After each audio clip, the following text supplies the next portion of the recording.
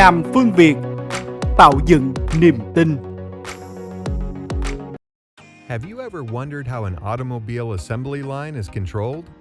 In this video, we're going to talk about what controls large or small mechanical processes like an assembly line.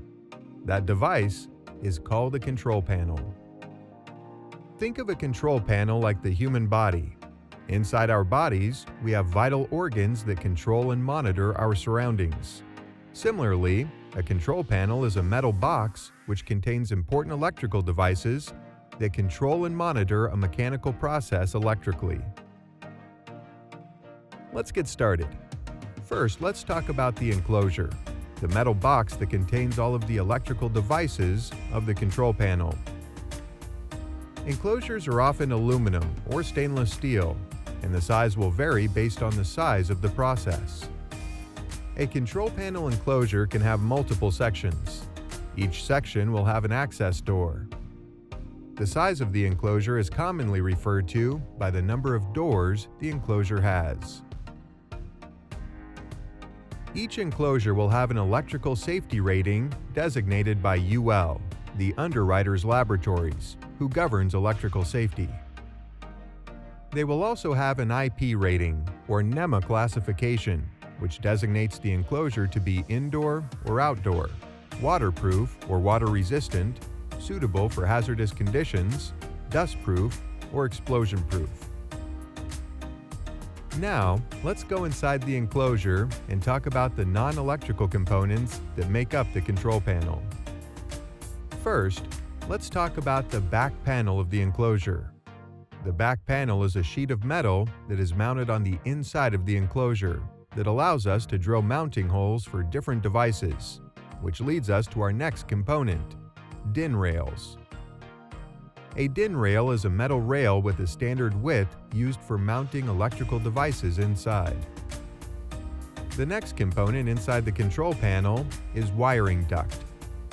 Ducts allow us to route the wires in an organized and efficient way, while also reducing electrical noise between devices. Next, let's get into the electrical components of the control panel.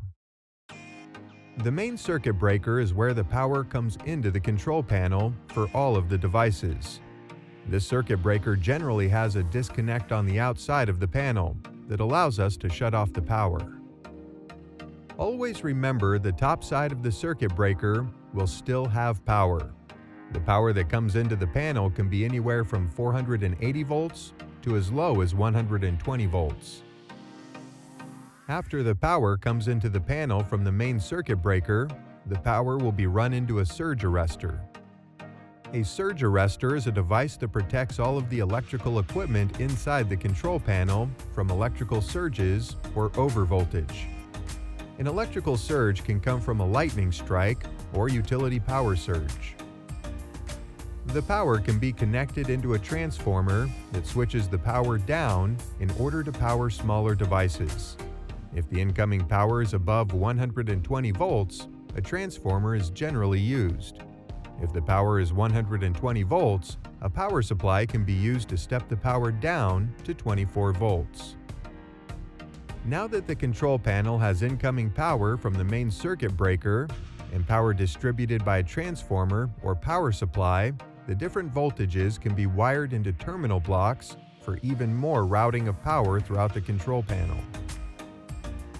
A terminal block consists of two terminals that can join two or more wires together. Terminal blocks can be arranged with several other blocks in a strip mounted on a DIN rail to run power from one source to several devices throughout the panel. The final part of the control panel are the devices that control and monitor the mechanical process. Let's talk about the PLC, or Programmable Logic Controller. The PLC is like the brain of the entire process. The PLC will have a CPU where the logic program is stored. It will have associated inputs and outputs, which will help control and monitor the assembly line. Speaking of our terminal blocks, we will have wires running from them to our inputs and outputs. This allows for the actual control of the assembly line. Field devices, such as proximity switches, photo eyes, and other sensors are set up on the assembly line to give the feedback needed for the PLC to control the operation of the line. The PLC outputs will be wired to a bank of relays that will close an internal contact that will send power out to turn on or off a device on the assembly line. Smaller relays will control devices such as lights or fans, while a bigger relay, called a contactor, is used to control motors.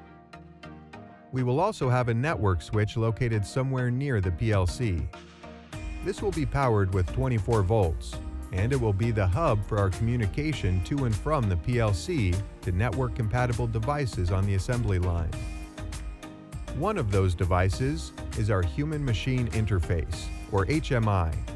An HMI can be mounted locally onto a panel door or in a remote panel located closer to the machinery. The HMI can be a very dynamic tool in assisting the operator in controlling and monitoring the machinery. The PLC will pass signals over the network to the HMI for monitoring, and the HMI can send signals to the PLC for controlling the machinery. Today, we talked about the components of a control panel. Each control panel will have the main power source coming in that is distributed throughout the panel to varying devices for control and monitoring.